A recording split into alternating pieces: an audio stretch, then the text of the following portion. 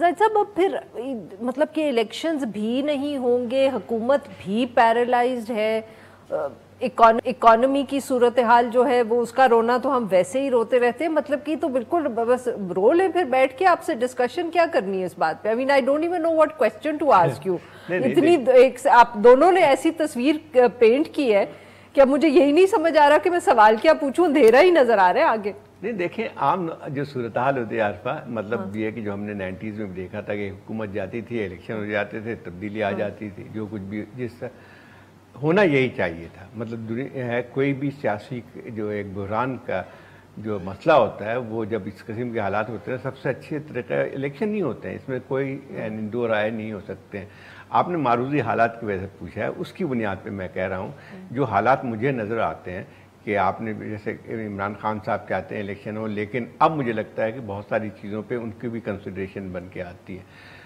मैं ये नहीं कह रहा हूँ कि इलेक्शन नहीं चाहेंगे, लेकिन कोई जो बाद दफ़ा ऐसी सूरत हाल हो जाती है जहाँ पे आपको हुकूमत अगर दे भी दी है तो आप संभाल नहीं सकेंगे। दूसरी तरफ आपने PDM का जो है देख लिया है, वो किसी सूरत में इस वक्त चाहे वो बिल्कुल ही एक ICU में पड़े हुए होंगे, मरने के करीब भी होंगे, लेकिन अभी तक उनके इंटरेस्ट में जो बात आती है वो दो राय जरूर बनाएंगे। जाहिद साहब, बट देखिए अभी हबीब साहब ने यही कहा है, उन्होंने कहा कि PDM इसको जितना खींचेगी उनको इससे फायदा कोई नहीं होगा, किसी को फायदा नहीं होगा। हाँ। बात तो मैं वही कह रहा हूँ कि अगर आप नहीं, अगर इसी तरह रहते हैं सूरत हाल, तो किसी भी सियासी जमात को फायदा नहीं होगा। मेरा सिर्फ कहना यह है कि आपने मुझसे पूछा कि इलेक्शन होंगे, तो मैं उसका जवाब दे रहा हूँ कि जो है जो होना चाहिए तो अलग चीज़ होती है, और होंगे तो उसके लिए मैं समझता हूँ कि इस वक्त मुझे कोई आसार नज़र नहीं आते हैं जहाँ हम इलेक्शन की तरफ जाएंगे।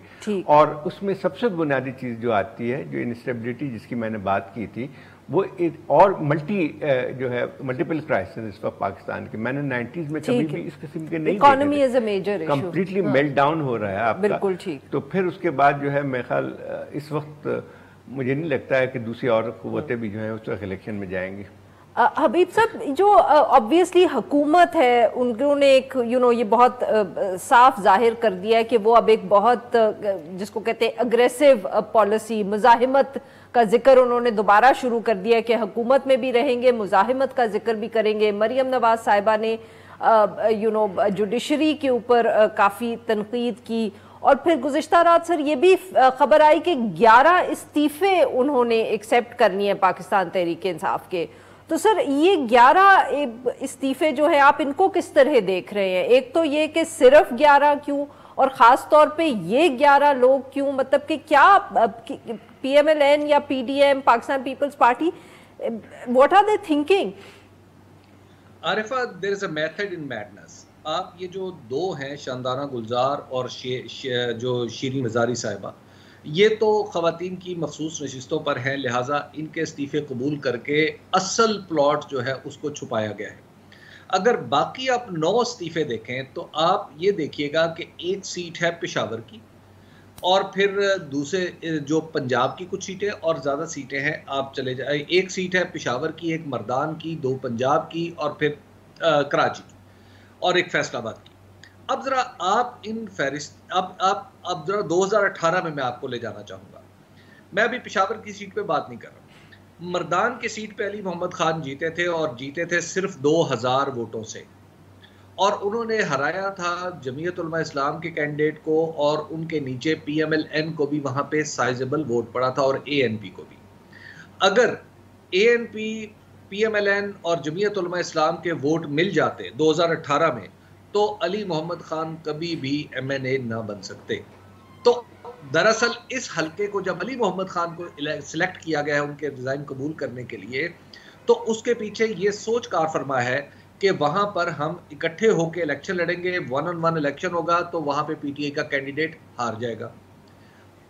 उसके बाद आप फरूख हबीब, मैं जरा अहम सीटों की बात, फरूख हबीब को 1200 वोटों की बर्तरी मिली थी आबिद शेर अली के मुकाबले में, और वहां पे छोटे छोटे जो ग्रुप्स होते हैं इंडिपेंडेंट, उन्होंने भी कुछ 4000 के करीब वोट ले लिए थे। यहाँ पर अगर फैसला री इलेक्शन है तो वो 1200 वोटों का फर्क जो है वो PDM का ख्याल है कि मुस्लिम लीग निकाल लेगी। अब जरा मैं आपको फास्ट फॉरवर्ड में जरा कराची लेके जा, ननकाना साहब, चले उससे पहले ये साथ ही लाहौर में ननकाना साहब में आप देखें, ननकाना साहब में एजाज शाह साहब जिस सीट पे जीते थे, वहां पर एक्चुअली प्रॉब्लम ये हुआ था कि एक मौलवी साहब थे, वो इंडिपेंडेंट खड़े हो गए और फिर टीएलपी की वजह से भी मुस्लिम लीग नून को नुकसान पहुंचा। अब यहां और वोटों की बढ़ती थी सिर्फ 2000 की, तो यहां पर भी ये जो जीत का मार्जिन है उसको रिकवर किया जा सकता है। अगर टीएलपी अब चूंकि वैसे ही जरा नीचे जा चुकी है तो वहां पर पीएमएलएन समझती है कि हम इसको भी कवर कर सकते हैं। अब जरा चलिए कराची में अकरम चीमा की जो सीट है, आप अकरम चीमा की सीट देखिए, वो भी चंद 100 वोटों की फर्क से वो जीते हैं। और वहां पे एमक्यूएम और पीपल्स पार्टी अगर मिल जाए और वहां पे मुस्लिम लीग नून का भी थोड़ा सा हिस्सा है 12,000 वोटों का, अगर उनमें से कोई भी एक जमात मिल जाती है यानी एमक्यूएम के साथ, तो अगेन वो सीट भी निकल सकती है। अब आप जरा चले जाए लियारी में, जहां से अब्दुल शकूर शाद साहब जीते थे। अब्दुल शकूर शाद साहब भी, उनकी बहुत ही थिन मार्जिन है, वहां पे बिलावल भुट्टो को इन्होंने हराया था। दूसरे नंबर पे आई थी टीएलपी और तीसरे नंबर पे आए थे बिलावल भुट्टो साहब।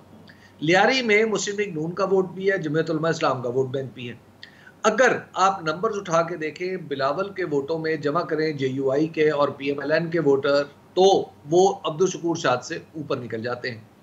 तो अब चूंकि पीडीएम ने ये सोचा है कि हम ये जो नशिस्तें हैं जो बहुत ही थिन मार्जिन के साथ पीटीआई जीती थी, हम यहाँ पे इलेक्शन करवाते हैं, एक एक कैंडिडेट मतलब मुश्तरका कैंडिडेट खड़ा करेंगे और ये इलेक्शन जीत हम बताएंगे कि देखें जी हम भी उतने ही मकबूल हैं।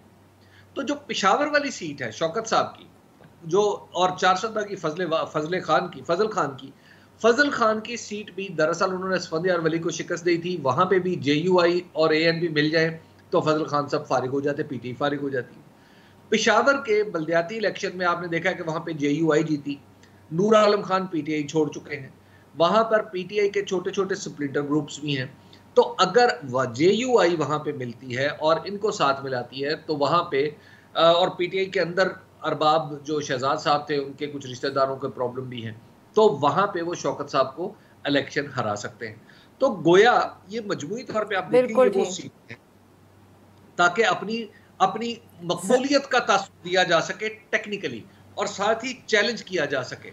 और अगर ये भी आपको बता दूं कि अगर ये इलेक्शन हार भी गई, फर्ज किया पाकिस्तान पीडीएम ये इलेक्शन हार जाती है, 10 के 10 9 हलकों में उन्हें 9 के 9 हार जाती है, तो भी पीडीएम का तो कुछ नहीं बिगड़ेगा क्योंकि पीडीएम के पास तो ऑलरेडी लो नंबर पूरे हैं।